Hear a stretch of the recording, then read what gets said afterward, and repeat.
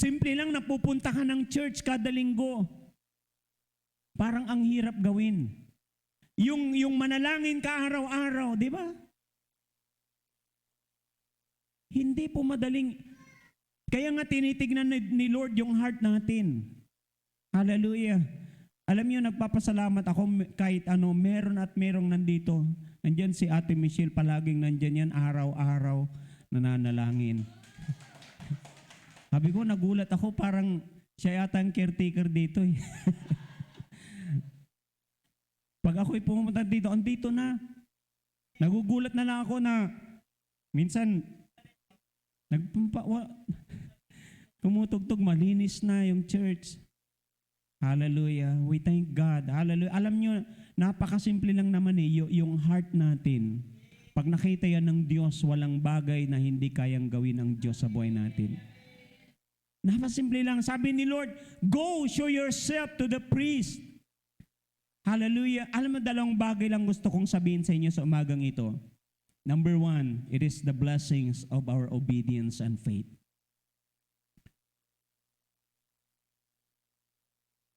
Kahit meron man sa kanila na nag-doubt na pumunta doon sa mga priest, but alam nyo ba na sila din ay nagkaisa na pumunta doon? Sabi nga ng salita ng Diyos, as they went, that's the key word. Nang sabi ni Lord sa kanila, pumunta kayo sa mga priest. As they went, sabi ng salita ng Diyos, on their way. Aba sabi niya, hindi ko na naaamoy yung lansa ng katawan ko ah. Di ba? Hallelujah. Aba parang yung pamamanhid ng kamay ko, parang hindi ko na nararamdaman. Hallelujah. Sabi niya, something good is happening to me. Hallelujah. Dinideklara ko yan. Merong nangyayaring mabuti. Merong nangyayaring himala. Merong nangyayari na kung saan pagpapala. In the realm of the Spirit, God is working. He's doing something good in your life and in your family. Yung hindi mo akalain na nangyayari. Ito, alam niyo sa tuwa nila. Hallelujah. Nagmadali sila na pumunta doon sa mga pari para magpatingin kasi nakita nila, nagbago yung kanilang, hallelujah, yung kanilang nararamdaman. Yung siguro, isipin mo, makirot din siguro ito. Yung karamdaman yan, makirot sa katawan yan. Naramdaman nila, nawawala yung kirot. Nag-stop yung mga nagnanaknak, yung mga naaagnas na katawan. Para sila kasing mga sumbi, naaagnas kung ano yung dapuan ng sakit na ito. Unti-unting naaagnas yan. Nakita nila na huminto at talagang nag-dry yung kanilang mga sugat. Sabi po ng salita po ng Diyos, dito po makikita po natin, as they went, yung sinabi ni Jesus sa kanila, they were cleansed. They were cleansed.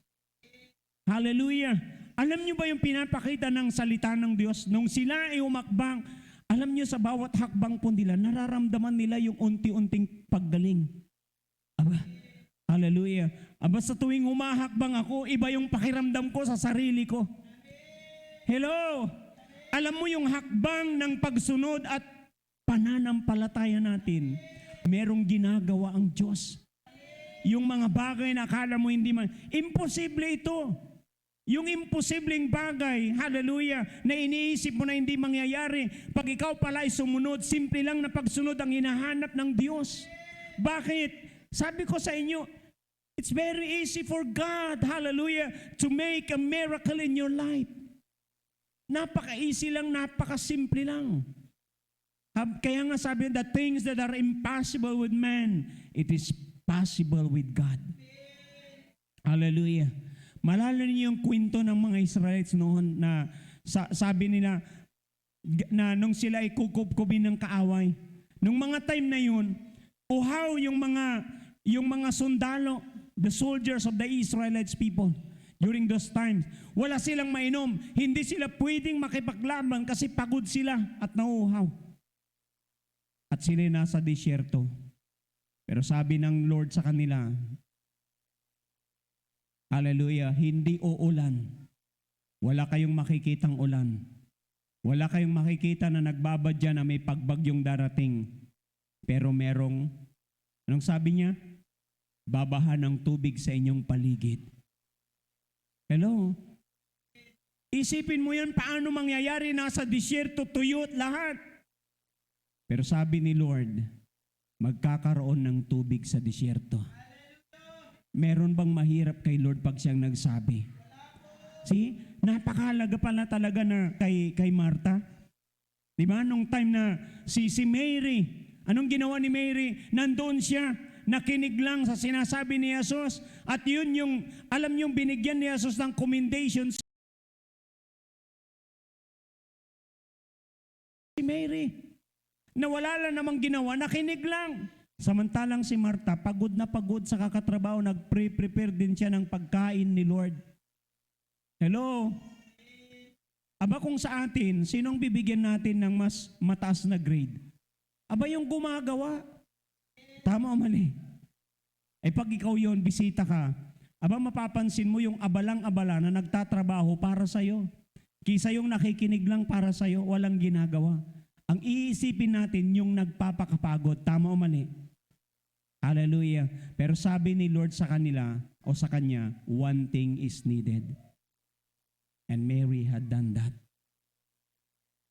Kaya yung blessing nasa kanya. Bakit? Ang hinahanap kasi ni Lord, yung tayo makinig sa kanya. Kasi ang pagsunod pala, madali lang pag nakikinig ka. May kausap ba ako dito? Pag hindi ka pala nakikinig, mahirap sumunod. Kasi hindi mo alam ang gagawin mo, hindi mo naririnig eh. Hello? Buti na lang itong mga kitunging ito, kahit napakalayo nila, hallelujah, narinig nila si Jesus. Kaya sabi ni Lord, my son, attain to my word. Incline your ears unto my saying. Let them not depart from your eyes. Keep them in the midst of your heart. Bakit? Sabi niya, for they are life to those who find them, and health to all their flesh. Hello? Ganun pala kahalaga sa ating Panginoon yung tayo nakikinig. Pag narinig mo si Lord, napakadali lang para sa iyo ang sumunod. Kasi pag hindi mo naiintindihan, mahirap ding sumunod. Malala ko yung kwento ng isang pastor, sabi inutusan niya yung kanyang people. Sabi niya, nandun sila sa third floor, sabi niya, pwede bang bumili ka ng tinapay? Nagbigay siya ng 500.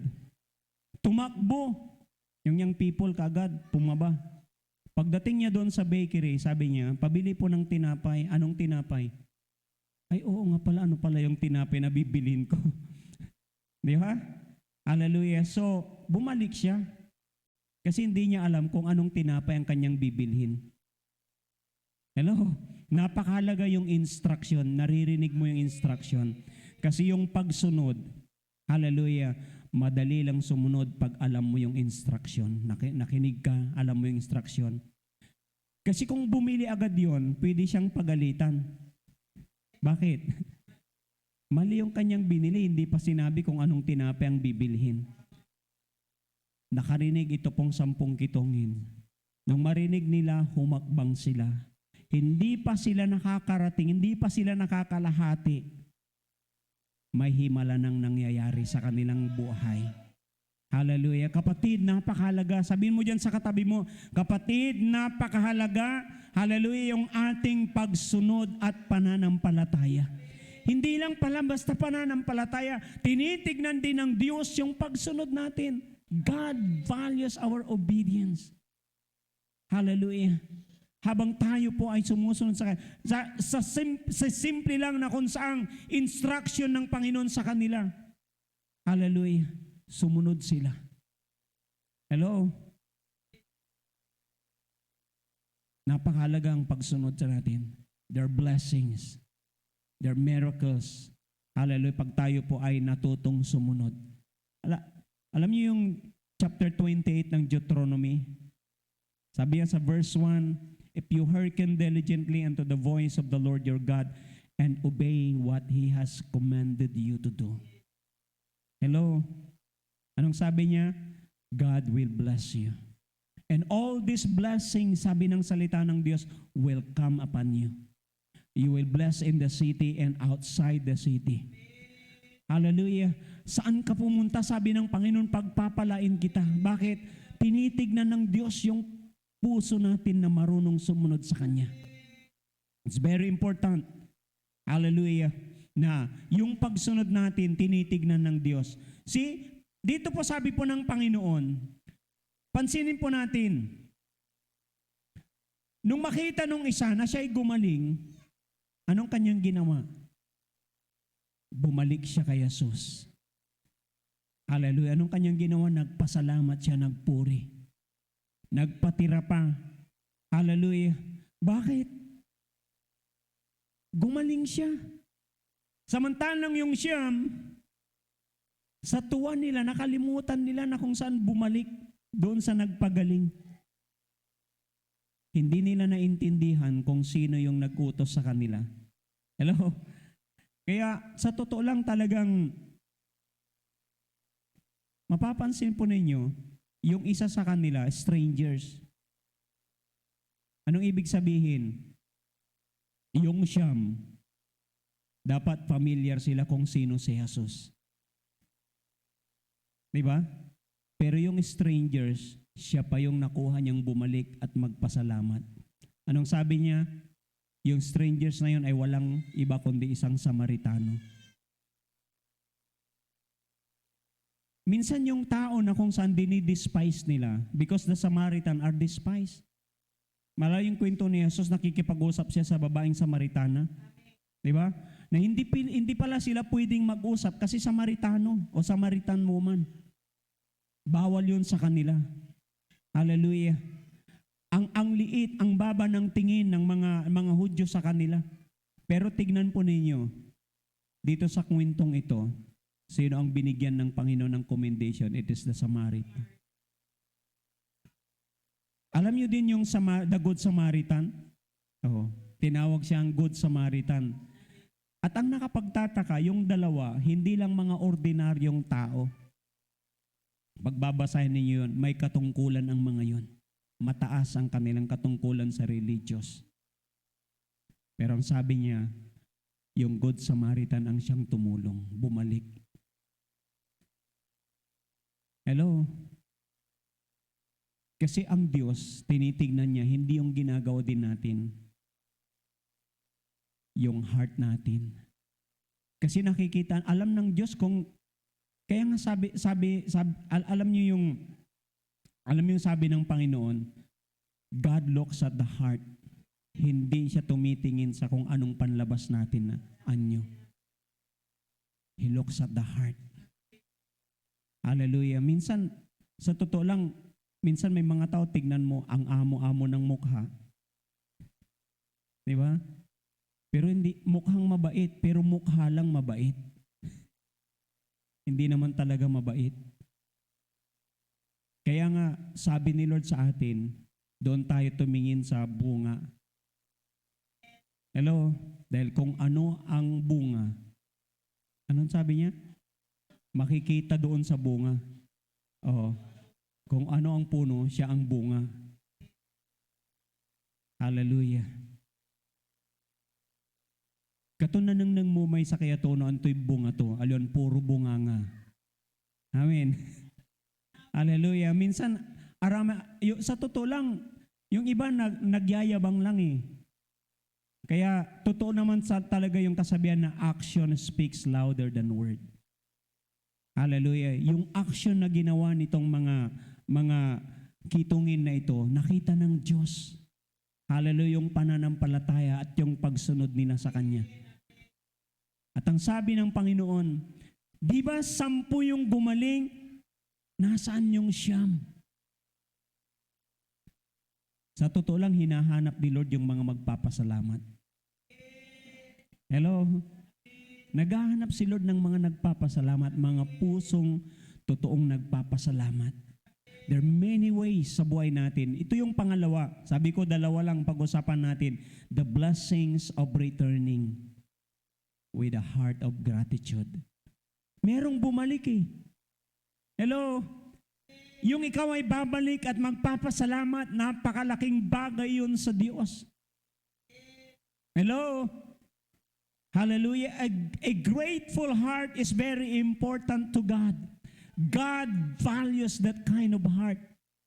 Na kahit sa simpleng bagay na, alam mo yung, kaya nga sabi ni Lord, dito natin makita kasi, sabi niya, be content of what you have.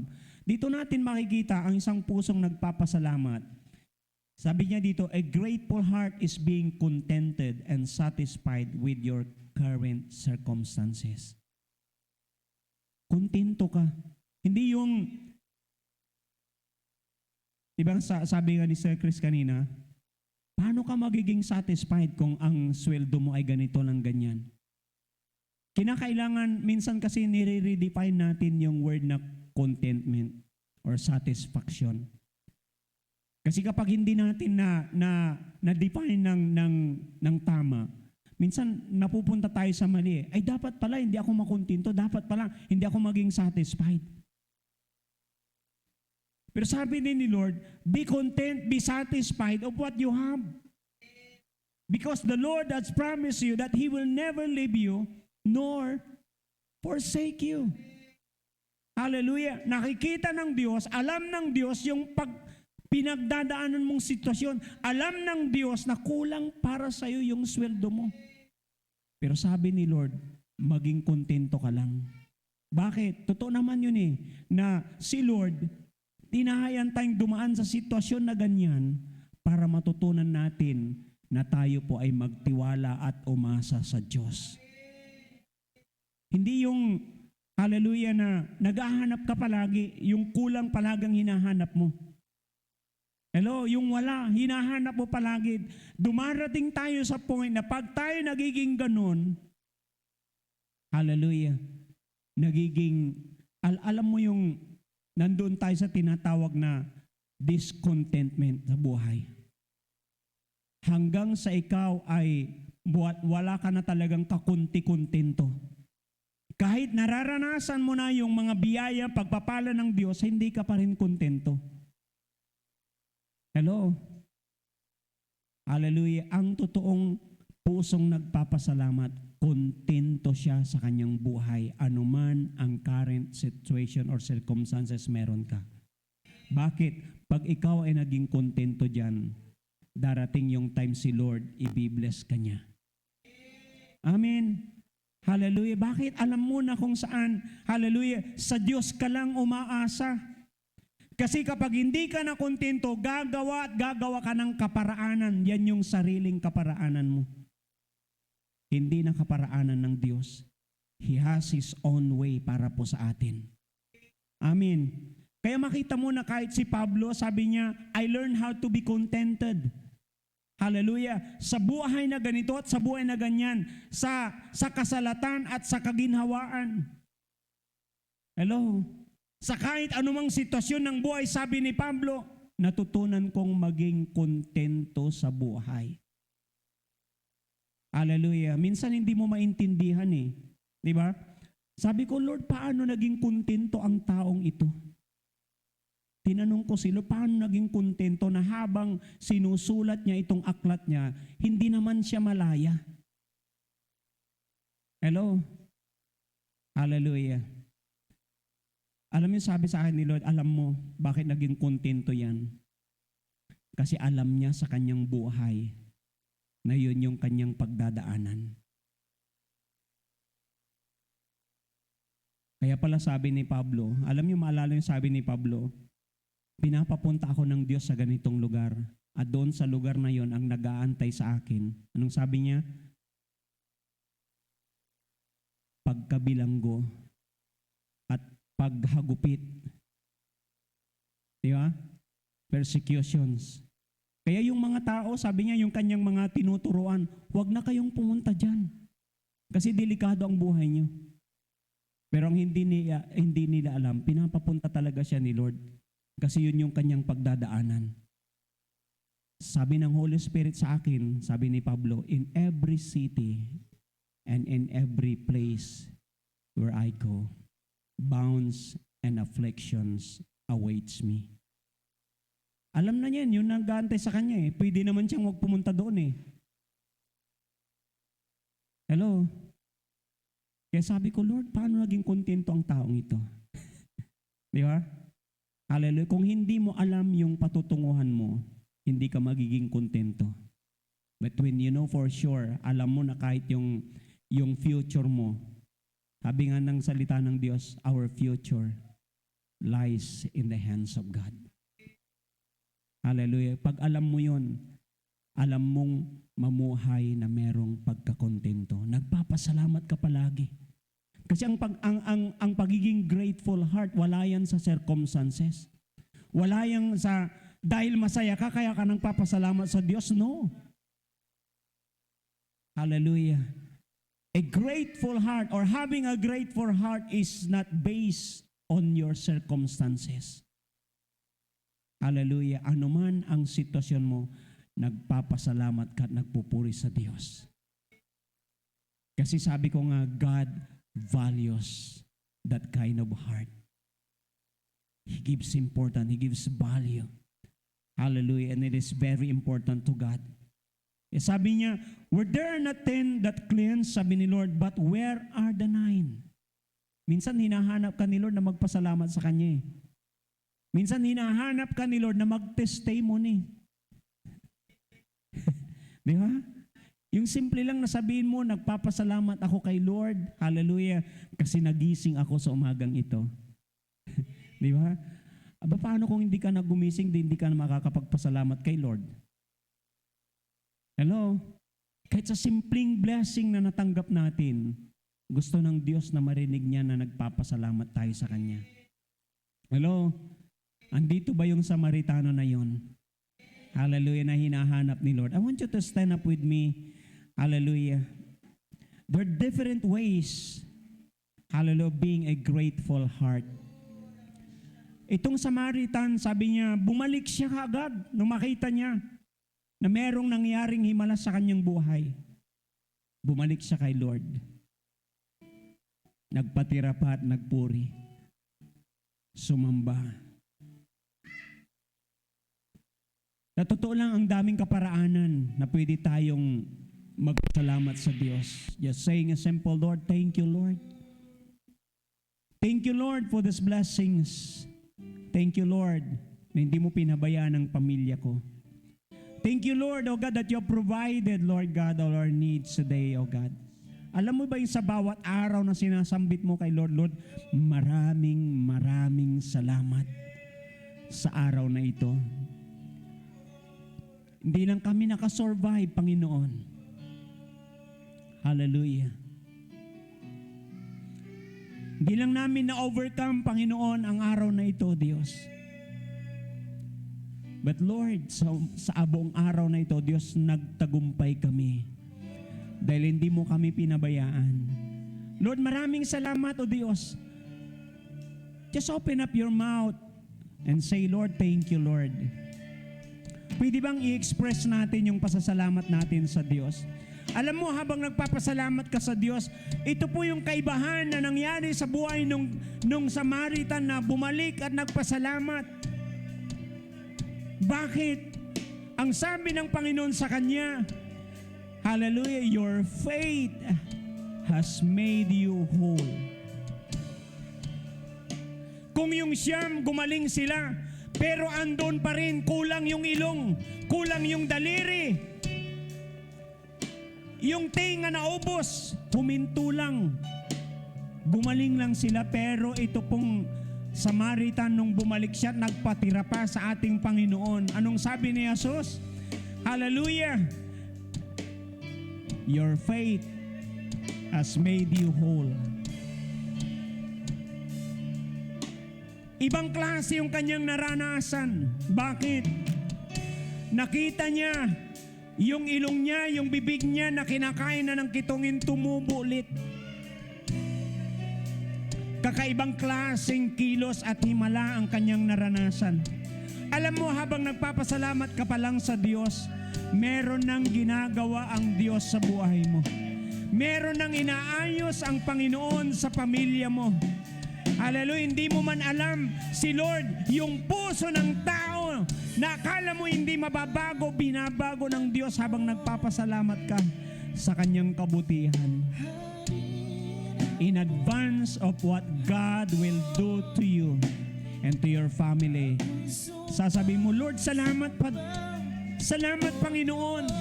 Dahil naniniwala ko, Diyos, yung kapatid ko, Panginoon, hallelujah, na hindi maganda ang ugali niya, mababago siya, Panginoon. Babaguin mo siya. Babaguin mo ang kanyang puso. Panginoon, maraming salamat. Alam mo, habang nagpapasalamat ka, hallelujah, kahit yung promosyon mo na parang imposible, umpisan mo ng pasalamatan si Lord. Hallelujah, yung increase, kayang gawin niya ng Diyos. Pag nakita ng Panginoon ang puso mo, bukal at taos puso kang nagpapasalamat sa Kanya. Walang bagay na mahirap sa Diyos. When God sees your heart this morning, that you have that kind of heart, a grateful heart, being thankful, hindi lang dahil sa mga magagandang nangyayari, hallelujah, kahit sa mga problema, kahit sa mga hindi ka nais-nais na sitwasyon na pinagdadaanan mo, nagpapasalamat ka sa Diyos. Hallelujah. I believe God is fixing your situation right now, where you are being grateful to Him, while you are being expressing your heart filled, hallelujah, with thanksgiving. Lord, thank you, Lord. Thank you, Lord. Hindi pa man namin nararamdaman na may ginagawa ka, O Diyos, sa church na ito. We are so grateful, O God, because we believe as you promise in your word, O God.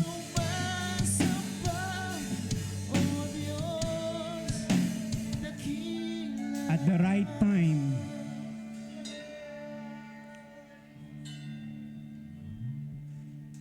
you will make it happen, Lord. May mga sitwasyon kami, Panginoong Diyos, na pinagdadaanan. It is unpleasant, Lord. And yet we are so grateful to you, Lord God. Dahil sa bawat araw, you're not only sustaining us, Lord God. Hallelujah. We're not only overcoming, Lord God, every situation, every obstacle, oh God. Hallelujah, Lord God, in our present situation, Lord God. Because we believe, sinasamahan mo kami. We believe, oh God. Pinapatatag mo ang aming pananampalataya sa iyo. Hindi lang kami mga overcomer. We are victorious, oh God.